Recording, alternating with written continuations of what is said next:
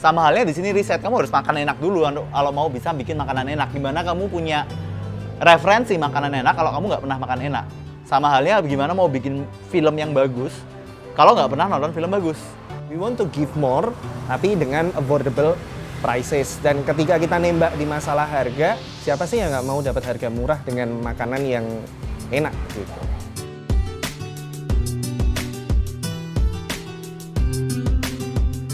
Hai guys, saya Muhammad Aslam, co-founder dari Sushi Rumah. Dan saya Gisneo Pratala, co-founder dari Sushi Rumah.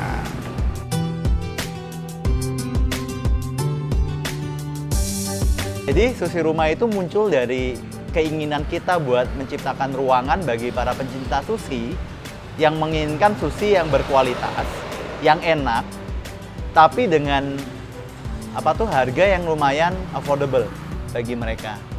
Dan kalau kita mau runut lebih dalam lagi, sebenarnya sih ini muncul karena kita pengen makan sushi yang enak aja di Jogja. Dan kita nggak bisa nemu yang sushi dengan price point yang menurut kita cukup fair bagi masyarakat umum. Sebenarnya nggak gitu sih. Jadi kita ini... Jadi kita musuhan gitu ya? Enggak, itu harus lebih spesifik lagi. Oke. Jadi sebenarnya kita ini gelandangan gitu. Tapi kita mau makan sushi enak gitu kan. Makanya kita mikir gimana caranya supaya harganya terjangkau. Jadi sebelum jadi VP gitu kan? Gelandangan. Pengen sushi enak, makan sushi rumah. Makan sushi rumah. Kantong bolong gitu. Bener. Kan?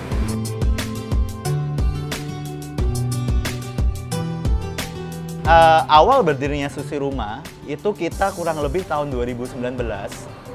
Itu akhir kurang lebih bulan September. Itu kita pertama pengen bisnis apa nih? Karena sebelumnya kita sendiri ini basicnya sebenarnya bukan di bidang kuliner, bukan di bidang F&B, tapi di bidang tech startup. Dan kita merasa bahwa tech startup ini udah lumayan menjenuhkan ya, terlalu bloody hell lah kasarannya kalau kita ngomongin persaingannya. Dan kita melihat satu bisnis di mana ini tingkat ketahanan terhadap resesinya tinggi. Salah satunya adalah F&B. Makanya kita memutuskan untuk masuk ke F&B dan kebetulan kita suka sushi. Akhirnya kita memutuskan untuk membuat Sushi Rumah. Tuh, kita mulai buka itu di depan GSP, Gerasa Sabara Pramana. Itu kita benar-benar jual di pinggir jalan. Itu sangat-sangat kontradiktif dengan image sushi yang harus makan di sushi yang tempatnya relatif lebih upscale di mall ataupun di ruko yang bagus. Kita coba benar-benar jual sushi di pinggir jalan dengan rasa yang oke, price point yang oke. Pada saat itu alhamdulillah kita dapat penjualan yang lumayan bagus. Kita satu malam bisa sampai 5 juta rupiah untuk revenue kita pada saat itu di depan GSP. Itu tentu sebelum COVID ya. Bener sih, jadi sebenarnya kalau aku sendiri kan aku punya tech startup ya. Dan sekarang juga masih menjalani di dunia teknologi gitu. Dan bener kata Mas Aslam tadi, dunia tech startup tuh sekarang udah mulai menjenuhkan. Menjenuhkan tuh dalam arti ocean-nya itu udah mulai red nih, udah mulai merah nih, red ocean. Nah gimana caranya kita membuat sesuatu hal yang baru dan mungkin ini bisa jadi satu hal yang keren gitu ke depannya. Jadi kalau ngomongin masalah Sushi Rumah, sebenarnya Sushi Rumah is not just F&B gitu. Kita nggak cuma jualan makanan, tapi ke depannya kita bisa berevolusi dan terus berevolusi. Nah kemarin Mas Aslam sering discuss sama aku lah, banyak hal kita discuss gitu kan. Sebelumnya Sushi Rumah itu yang bikinnya dia gitu. Dia yang pertama kali nyiptain Sushi Rumah, dia yang pertama kali riset resepnya dan lain sebagainya bersama dua co-founder lain gitu kan. Terus baru setelah itu Mas Aslam ngajakin aku. Terus aku juga tertarik sama Sushi Rumah karena basically aku tuh suka makan sushi banget dan aku bisa nge-spend banyak uang untuk makan sushi. Nah, ini ide yang sangat keren ketika kita bisa merevolutionize status quo. Makan sushi kan sekarang status quo-nya mahal ya. Ini kita bisa makan sushi enak, tapi harganya terjangkau. Jadi aku gabung di Sushi Rumah gitu. Dan ya kita akan berlayar ke depan itu tantangannya banyak, tapi kita optimis kita bisa jadi market leader untuk sushi ke depannya.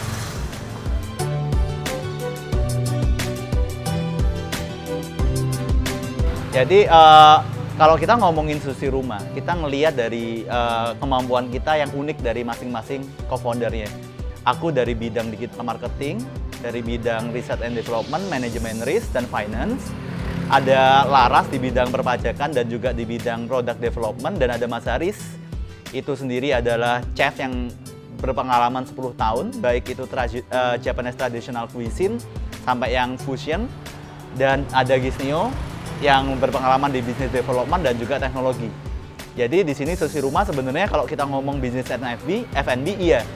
Cuman balik lagi ke depannya, it's not only about F&B, kita ngomongin juga ke depannya ada teknologi. Kita juga ngomongin agility dari sisi pengembangan perlengkapan dapurnya yang jauh lebih efisien. Dan kita juga pengen menguasai dari hulu ke hilir, mulai dari produksi. Kita September udah nanam padi sendiri, Japonica, 1 hektar di daerah Wates. Kita pengennya benar-benar dari hulu ke hilir, mulai dari produksi, marketing, distribusi, semuanya kita handle sendiri ke depannya. Dan Sushi Rumah ini adalah permulaan kecil dari mimpi besar kita. Dan perjalanan panjang. Dalam perjalanan panjang yang mungkin nggak halus. Yes, exactly. Jadi mungkin emang jadi tantangan bagi Sushi Rumah untuk membawa kesan bahwa sushi ini bukan makanan mahal loh. Sushi ini bukan cuma buat kelas menengah ke atas loh. Itu emang tantangan yang berat. Karena emang udah dibenik kebanyakan orang di Indonesia itu sushi adalah makanan mahal. Salmon, tuna, itu bahan baku yang premium, yang walaupun sedikit ironi, karena negara Indonesia itu penghasil tuna, salah satu penghasil tuna terbesar. Itu sedikit ironi memang. Nah, kita melakukan approach, pendekatan untuk benar-benar bisa menjangkau seluruh segenap masyarakat Indonesia gitu. Udah kayak politik ya. Kita bisa menjangkau seluruh segmen pasar itu dengan emang kita mulai dari tempatnya itu sendiri. Kita dari namanya sendiri Sushi Rumah, yaitu room atau ruangan untuk pencinta sushi. Di sini kita nggak pengen bikin tempat yang benar-benar orang intimidated buat makan. Jadi kita mulai makanya di pinggir jalan. Kita mulai dengan tempat yang mungkin nyaman tapi tidak memberi kesan eksklusif. Jadi semua orang bisa masuk di sini. Nggak peduli status sosial kamu, pilihan politik kamu, itu nggak peduli agama kamu, ras kamu, nggak peduli juga dengan gender kamu ataupun orientasi seksual, boleh makan di Sushi Rumah semuanya. Gitu. Sebenarnya kalau dari segi aku gitu, aku ngelihatnya sih gini ya. Dulu kan aku pernah ke Jepang kan. Belum pernah ya? Iya belum nih. Kok kurang ajar ya bikin sushi nggak pernah ke Jepang? Aku dulu pernah ke Jepang. Nah sebenarnya kalau kita lihat dari masyarakat Jepang sendiri, sushi itu bukan makanan yang mewah di Jepang ya. Entah kenapa ketika masuk ke Indonesia, makanan ini jadi sangat amat mewah gitu. Padahal di Jepang, sushi itu ya kayak angkringan gitu loh. Ketika dulu aku sempat di Hamamatsu gitu, aku jalan di jalanan Hamamatsu, kanan kiri juga ada tempat makan warung-warung itu yang ya dia jualan sushi. Harganya terjangkau karena memang di Jepang ikannya banyak juga, dari resources perikanan dia buat jadi sushi dan lain sebagainya. Jadi ada satu pemikiran yang aku ekstrapolasikan juga sama pemikirannya Mas Aslam gitu. Terus kita combine, kenapa nggak kita bikin kayak gini? Kita tuh membuat sushi itu affordable for every people yang ada di Indonesia. Karena bener banget, kalau kita ngomongin masalah tuna ya, kita penghasil tuna, salah satu penghasil terbesar. Tapi bagaimana cara kita men-serving tuna menjadi makanan yang enak dan dinikmati banyak orang itu kan nggak mudah dan itu jarang ditemukan. Kita kepikiran gimana kalau bisa kita mengolah ini jadi makanan yang bisa dimakan oleh banyak orang. Dan kalau sekarang kita lihat pangsa pasar market kita, bicara soal branding tadi ya, pangsa pasar market kita itu kan sebenarnya milenial sama generasi Z. Yang pasti generasi-generasi itu tuh pengen mendapatkan sesuatu hal lebih dengan harga yang murah gitu kan. Semua generasi milenial dan Z kayak gitu. Pemikiran kita berdua, bahkan co-founder yang lain ya berempat, tapi biasanya aku ngobrol sama dia soal strategik. Kita gimana caranya bikin restoran sushi tapi meniru konsep bisnisnya AirAsia. AirAsia pesawat itu. Nah, AirAsia itu kan secara services bagus dan lain sebagainya, tapi harganya bisa murah gitu loh. Kenapa nggak itu di F&B kita nggak bisa seperti itu gitu. Akhirnya aku ngobrol sama Mas Aslam. Mas Aslam punya cita-cita yang besar juga di sini. Ya akhirnya terbentuklah kayak gini secara branding. Sasaran kita di generasi milenial sama generasi Z. We want to give more, tapi dengan affordable prices. Dan ketika kita nembak di masalah harga, siapa sih yang nggak mau dapat harga murah dengan makanan yang enak gitu. Itu sih brandingnya dari situ awalnya. Kita perkuat branding di situ sama tinggalkan sekat. Jadi kita nggak ada sekat kayak Mas Aslam tadi bilang, semua orang bisa makan sushi, semua orang bisa dapat makanan enak. Sushi untuk semua umat. Kalau lebih luas lagi, makanan enak adalah hak segala bangsa. Makanan enak adalah hak segala bangsa, bener banget.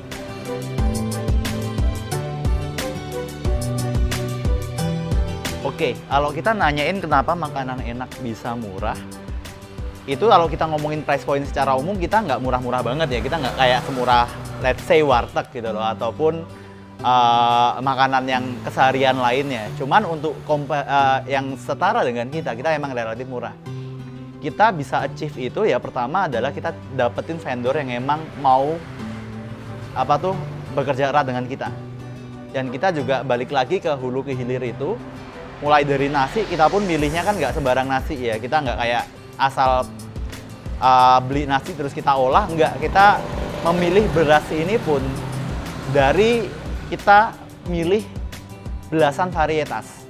Sama halnya juga kita ciptain saus mentanya ini pun kita udah ngerasain semua saus yang beredar di Indonesia.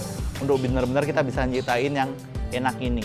Gitu. Dan rasa enak itu sebenarnya kalau aku bilang ya nggak harus mahal.